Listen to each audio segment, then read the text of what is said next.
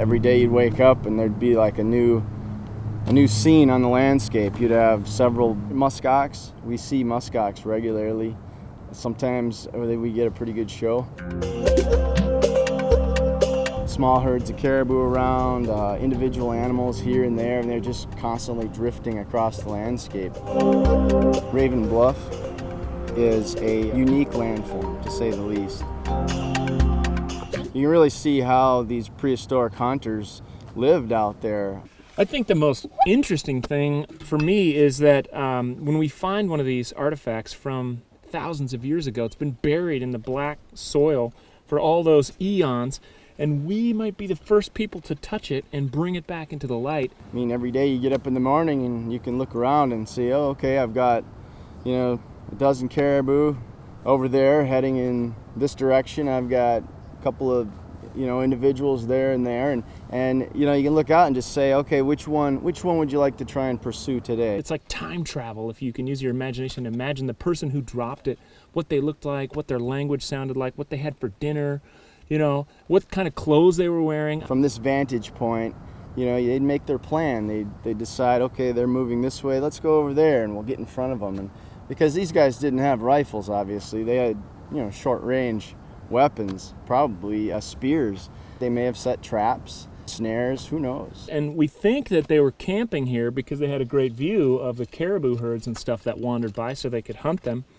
And we're just digging through 10 centimeters at a time in careful quadrants to try to find these things and figure out more about the past. We have part of their toolkit.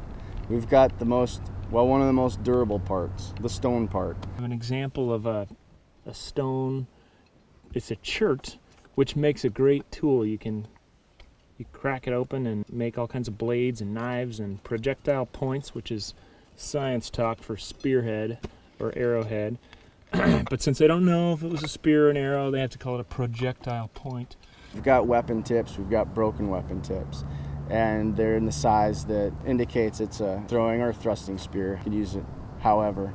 Hi, I'm Karl Horeis. I'm a 3rd and 4th grade teacher from Colorado. Excited to be included in this archaeology project up in Alaska.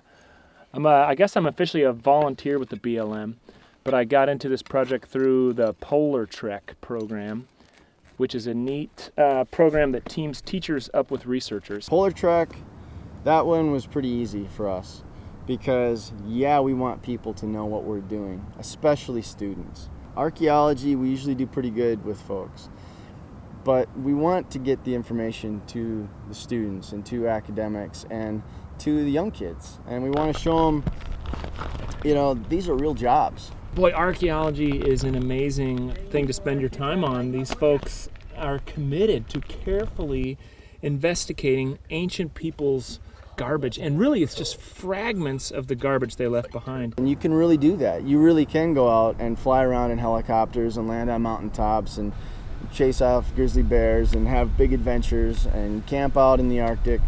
You can do that. It's like a very complicated puzzle because you're looking at just a few pieces of the puzzle. You don't have all the pieces, and you don't have a picture to look at, and then you have to piece it all together and try to imagine how these people lived. So it's a daunting task, but I think if anyone can do it, these guys can. It was also really fun to have sort of an outsider or newcomer's viewpoint here.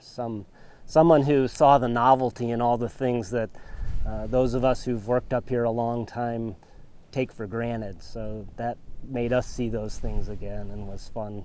And I hope to be able to bring that kind of excitement back to my students in Denver with some mock digs in the garden plots at my school.